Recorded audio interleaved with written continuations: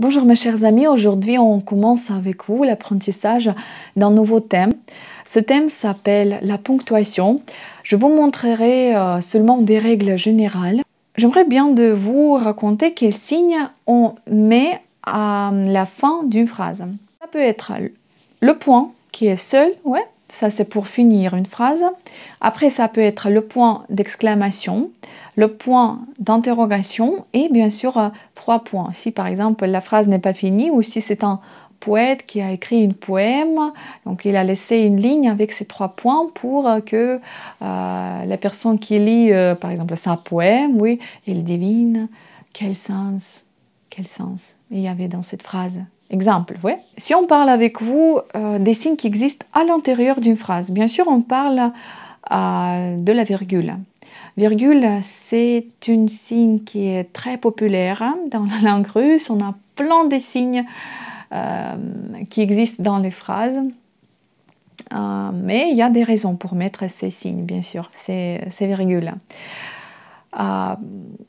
Pourquoi on les met?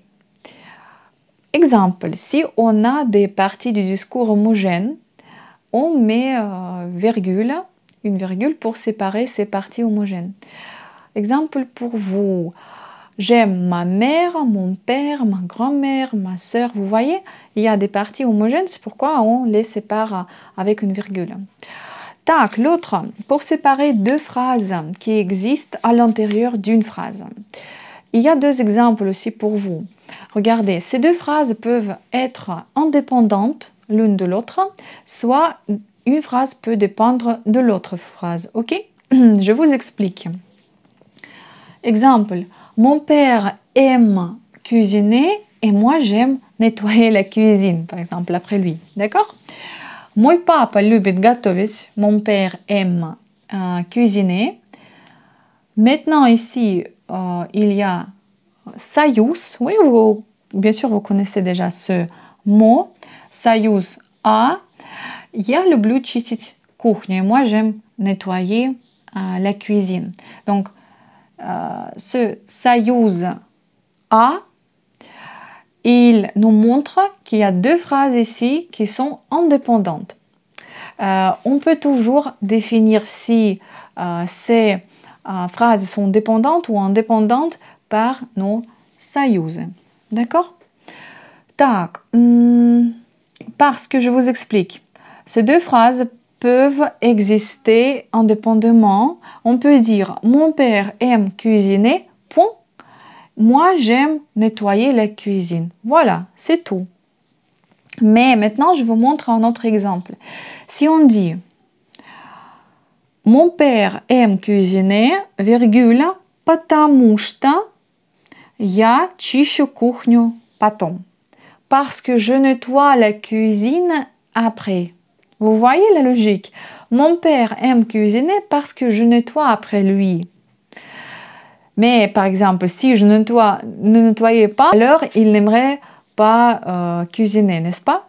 Voilà. C'est pourquoi on peut dire que la phrase qui commence avec союз, потому что dépend de la première phrase. Vous voyez?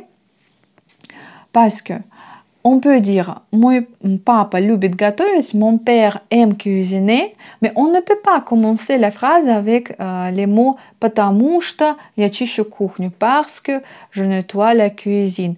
Vous ne pouvez pas dire comme ça, n'est-ce pas? Dans le discours avec une personne, commencer la phrase parce que j'aime manger, je ne sais pas, la glace. Non, vous dites j'aime manger la glace, n'est-ce pas? Donc c'est pourquoi союз потому что nous montre que cette phrase dépend de l'autre phrase. Voilà. Cette règle, on verra avec vous la prochaine fois, bien sûr. Pas de souci avec ça. Donc, le virgule peut séparer des parties du discours homogène et aussi des phrases qui existent à l'intérieur d'une phrase. Maintenant, on parle avec vous des demi-colons. Мои любимые жанры в музыке, demi-colon. Oui. Rock, jazz. Mes genres préférés dans la musique sont le rock, le jazz, etc. etc. Pourquoi on met ici demi-colon? Parce que ces demi-colons peuvent nous aider à énumérer les propriétés du mot. C'est-à-dire ici, qu'est-ce qu'on a? On veut parler avec vous, raconter quel genre je préfère. Et c'est pourquoi je mets demi-colon, parce que maintenant on concrétise ces genres, le rock, le jazz, etc. etc. Dernier signe que j'aimerais bien de vous montrer, ce sont demi-colons plus les guillemets. Où on utilise ces guillemets? On peut les utiliser par exemple si on parle du discours direct. Par exemple, il a dit « Salut, comment ça va ?» Pour écrire cette phrase, il faut écrire « On сказал », puis il faut mettre demi-colon, puis il faut mettre les guillemets. Et entre les guillemets, il faut écrire, qu'est-ce qu'il a dit? Il a dit « Привет », oui, point d'exclamation, « Как дела ?» Par exemple, le point d'interrogation. Ok, je vous remercie tous pour cette leçon. J'espère que tout était très compréhensible. Je vous souhaite, comme d'habitude, d'avoir une très bonne santé. Et on se verra avec vous la prochaine fois. Au revoir.